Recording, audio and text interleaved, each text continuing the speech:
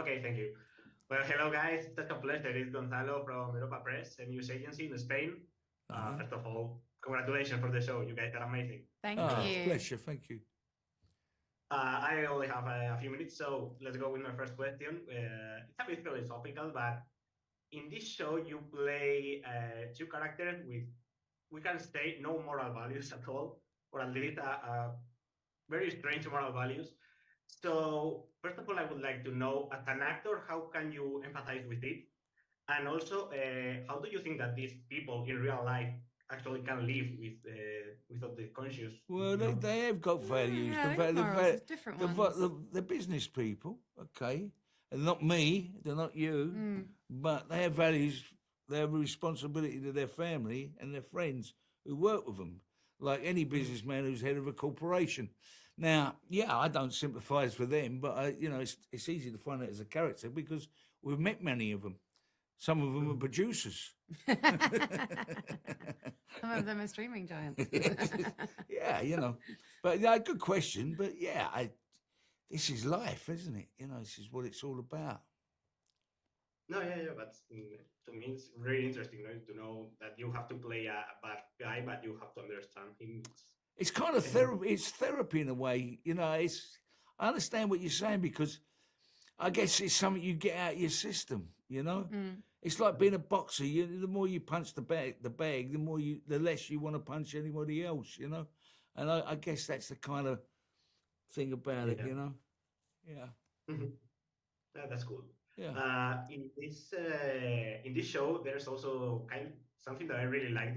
This social drama criticism to this. I don't know how to say, to this aristocracy in a way. So first of all, how is it possible that nowadays that people are so sensible for everything that they can still exist in their bubble and they can feel that they are out of the world? I mean, it's insane, but they do still exist in that. It was something I wasn't very aware of. I mean, I've never hung out with aristocrats. I went to the polo once. I didn't understand what was going on. No. But we shot in a lot of these big, beautiful, stately homes in the countryside, and a lot of them still had families that lived there that had inherited it through their bloodline and couldn't afford to keep it up. So they welcomed film crews in to to mess around in there, and it's fascinating. It's really interesting, and like kind of going back to your question about the morals of the gangsters. To me, every human being has questionable morals. I mean, none of us are without sin or completely humanly perfect. And that fascinates me. I've always been really interested in that. I'm interested in what the human condition is, in what makes a person make the decisions they do, and about if it's down to environment, if it's where you were raised and the hand you were given at birth and what that means for the rest of your life. And I think this is a really kind of prime example of the two extremes of that. The being born with a silver spoon in your mouth and being born with a gun in your pocket. And what do you do? How do you navigate the world, and who's entitled to get further up the ladder more than the other? It's quite a complicated situation, and I found that really interesting. That's an interesting answer. Now, how important is to represent these kind of people like Guy Ritchie does in The Gentlemen, which is in a kind of very acid, ironic, sarcastic way, instead of just being a drama? How important is to represent these people that are in their bubbles? Oh, you mean the aristocracy? Yeah, to represent them not just in a serious way, but also kind of show them also Well, it's fun. It's kind of nouveau rich in a way, I guess, because in the scale we're portraying it like that because it's not the aristocracy that are the wealth anymore. It's the nouveau rich, and coming in. So the class system has kind of been turned on its head in a little bit.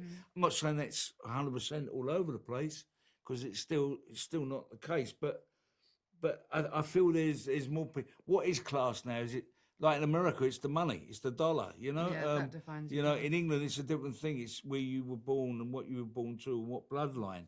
But they're not necessarily the wealthiest. The wealthiest are the grafters.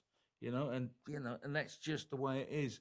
So I guess we're telling that kind of story of the aristocracy who have come down, who've been handed these things down in life and ended up with a parcel that they're responsible for, but can't afford to keep the upkeep on it. Mm-hmm. So they find another way of getting a living, and that's by letting people like our characters in to grow weed to get the sponduli, you know? Yeah. No, I find it Yeah. pretty amazing, this humor. Now I want to ask you about the violence, because in The Gentleman, of course, in every Ritchie movie and the show, there is violence in here, which is very funny and amazing, very attractive for the audience to see. But in real life, again, it's something terrible. So, what does violence have that people love to watch it in a fiction?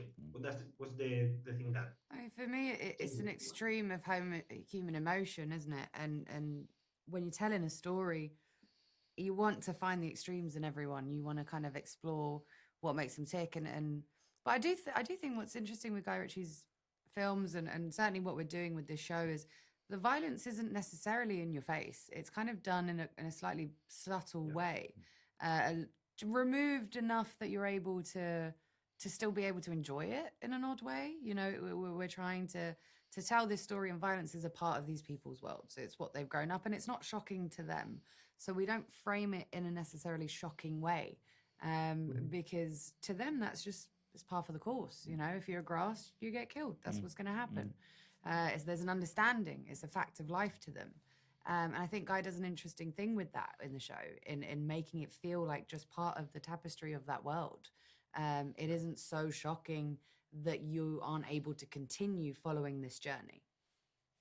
Yeah, there's a scene in the episode 3 when one guy is getting killed and you guys are like, it's happening. Okay. Yes, but don't mess up, dude. Yeah, it's happening all over the world, isn't it, at the moment? So, you know.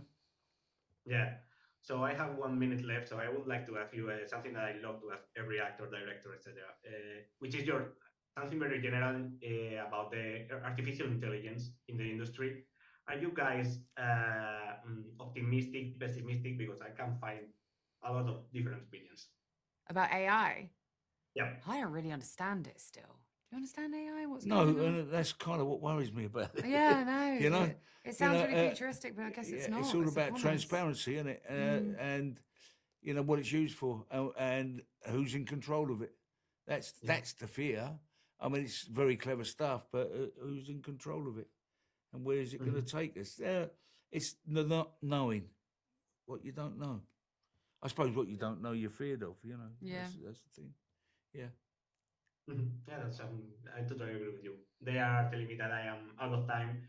Guys, again, it's been such a pleasure, and congratulations for the show. Thank you. Thank you very much. Thank you very much.